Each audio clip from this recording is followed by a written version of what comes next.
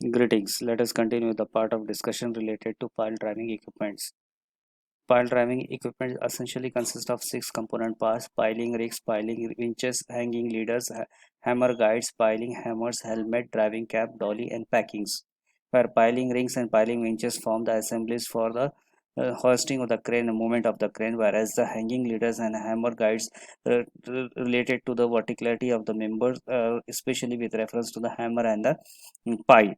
Okay, hammer strikes on the surface head of the pile, thereby pile drives into the ground. To ensure that there is no damage to the head of the pile, sometimes cushions are being used, and to ensure the vertical alignment of your pile, the template is being provided, which is hoist with dolly and packing arrangement. Let us discuss about the types of hammer used in pile driving equipment. There are five types of hammers used in pile driving equipments. They are drop hammers, single acting hammers, double acting hammers, diesel hammers, and vibratory hammers. In case of drop hammers, hammer or which ram or monkey, this alternative name of hammers, they are raised with the help of winches and allowed to fall under a gravity on the top of pile. It is called as a drop hammer. Means here simply the raising of the hammer will be there, and then it is allowed to fall under gravity on the head, thereby the pile get drive into the ground. This type of simple activity is called as a drop hammer. In case where I'm going to use steam compressed air or internal combustion to raise the hammer and then allow the hammer to fall under the gravity on the head of the pile, that type of assembly I will call it as a single acting hammer. In case when I'm going to use steam or compressed air using for lifting of the hammer as well as accelerating the downward strokes, that too in succession of rapid blows, then I'm going to call it as a double acting hammer. In case of diesel hammer, I'm going to use a diesel equipped a diesel hammer, which is a small lightweight self-contained and self-acting type, using where use the gasoline for the fuel. In this, the driving energy is the sum of the impact of the hammer plus the energy delivered by the explosive. In case of vibratory hammers, we are going to use driving units which vibrates at a higher frequency, thereby make easy in the operation. Let us talk about the selection of type of pile. The selection of the type, length and capacity of a pile is based on the soil condition and the magnitude of the loads. The other factors which affects governs the selection of the piles are the character of the structure, availability of the material, type of loading, factor causing deterioration, easy of maintenance, estimated cost of the types of pile, taking into account the initial cost, life expectancy, and cost of maintenance, availability of funds. In short, we can say it depends upon the economy which we require, it depends upon the operation cost which we require, it depends upon the type and the type of soil and the type of structure. Let's go towards the part related to vertical load bearing capacity of a single vertical pile. So bearing capacity of a group of piles subjected to vertical load or vertical and lateral loads depends upon the behavior of a single pile. As we have stated that there may be a group of piles supporting a foundation or combinedly supporting a single column or forming a foundation. In that case, the bearing of capacity of single pile will govern the bearing capacity of the group of piles. So the bearing capacity of the single pile depends upon the following factors: type, size, and length of the pile, type of soil, and the method of installation.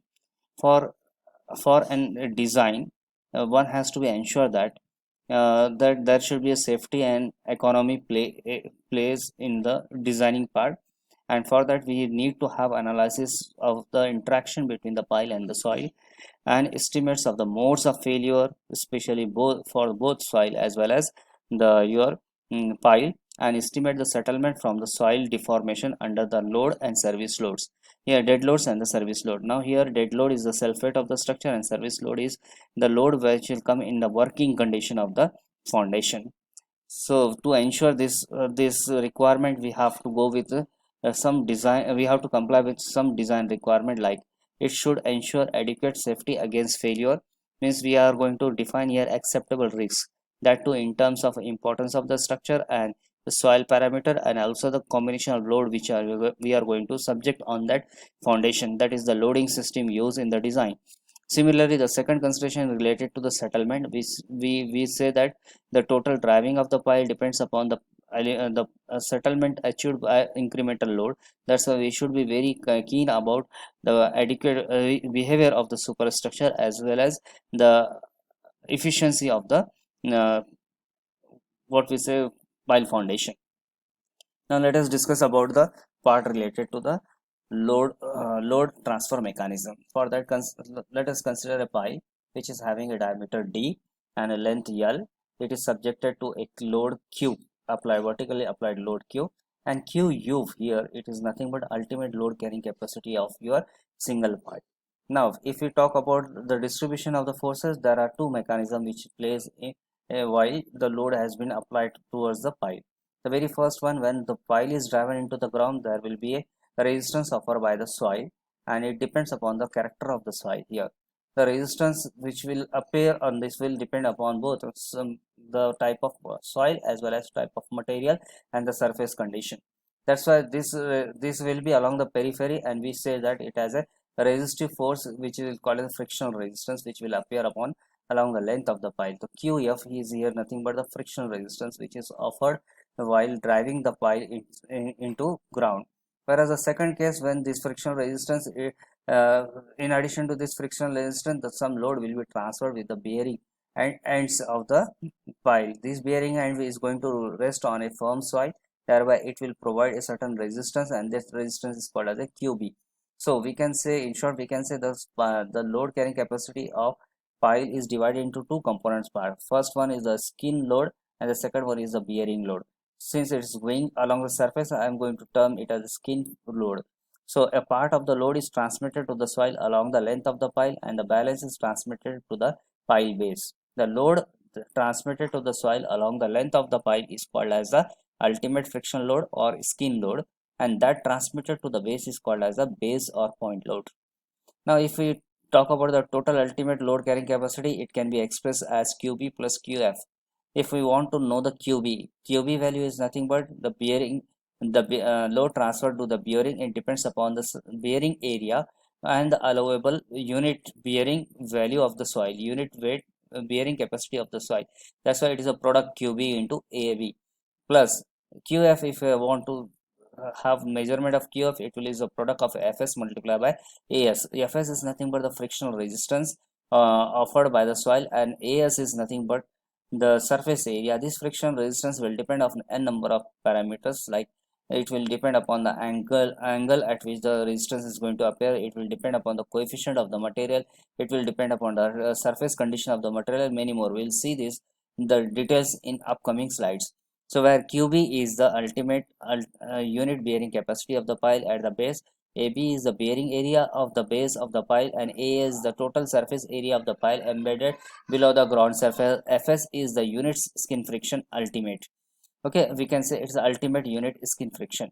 Now if I make a comparison between this component part, they are acting in a different mechanism. One is due to bearing and one is due to friction. If I compare bearing value with the friction, if it is greater, then I am going to call that type of pile as a end bearing piles. When I compare this one and got that QB is less than the QF is going to dominate, it is due to friction, then I am going to call it as the piles as a friction piles. Now let us move towards the part of preparing interaction diagrams or interaction between the soil and the pile load. For that, a simple mechanism is being suggested in by the researchers that for every incremental load there should be a record of incremental the settlement of the pile. So this will give us a plot between the load and settlement, and this curve will help us to know about what is the ultimate bearing pressure up to which the soil can be easily pile can be easily driven into the ground, thereby ensuring that we are getting the particular strength. So consider the pile is loaded to failure by gradual increasing the load on the top. If the settlement of the top of the pile is measured at every stage of the loading, after an equilibrium condition is attained, a load settlement curve as shown in figure can be obtained. So here in the first figure, it's shown that the Q is applied in incremental steps Q1, Q2 up to Qm. Now what happens in case of Qm, there is a penetration, there is a driving of the pile up to a length L1, and it will goes up to a full length, and after that what will happen? the QF will get minimized, means friction resistance will get minimized, and then the load will be transferred. Later on, the load will be dependent on the what the bearing it is going to have with reference to the surface area. So here the first mechanism will be with reference to frictional resistance, and the second mechanism will be reference to the bearing resistance. So some sort of research has been done by Tomlinson on a cast in situ soil, in cast in place or board piles, and that too on a predefined profile. So they shows that there is a what we say a sudden drop in the uh, uh, sudden increase in the settlement value, whereas a steady increase is there in case of shaft loaded, in case of base loaded, in case of total pile.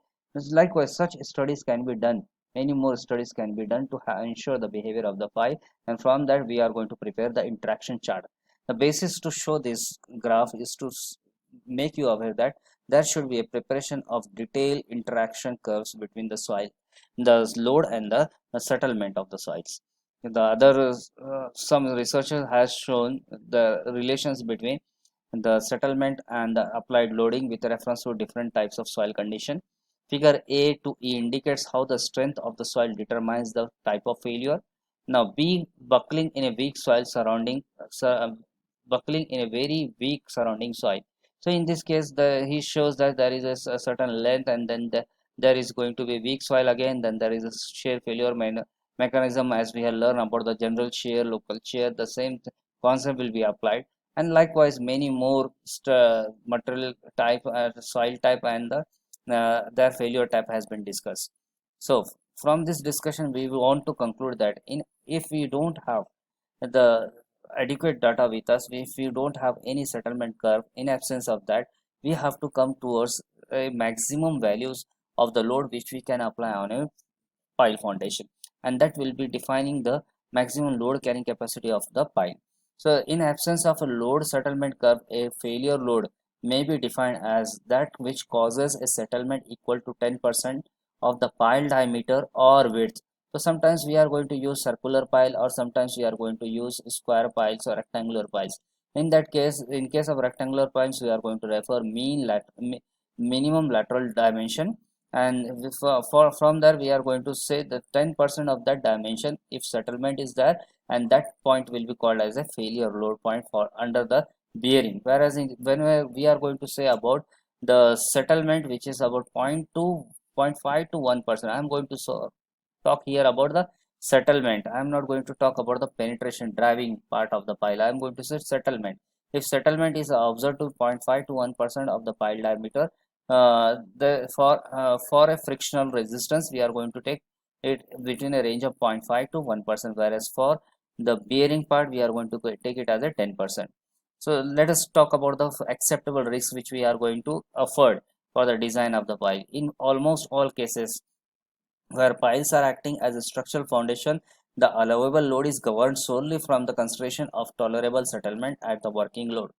The working load for all piles types of soil may be taken as equal to sum of the base resistance and the shaft friction, means both QB and QF will be counted and divided by the suitable factor of safety, that is generally taken as 2.5. Normally it is taken as a 2.5, but some case what will happen, we in some cases they are independent, means QB is independent, QF is independent.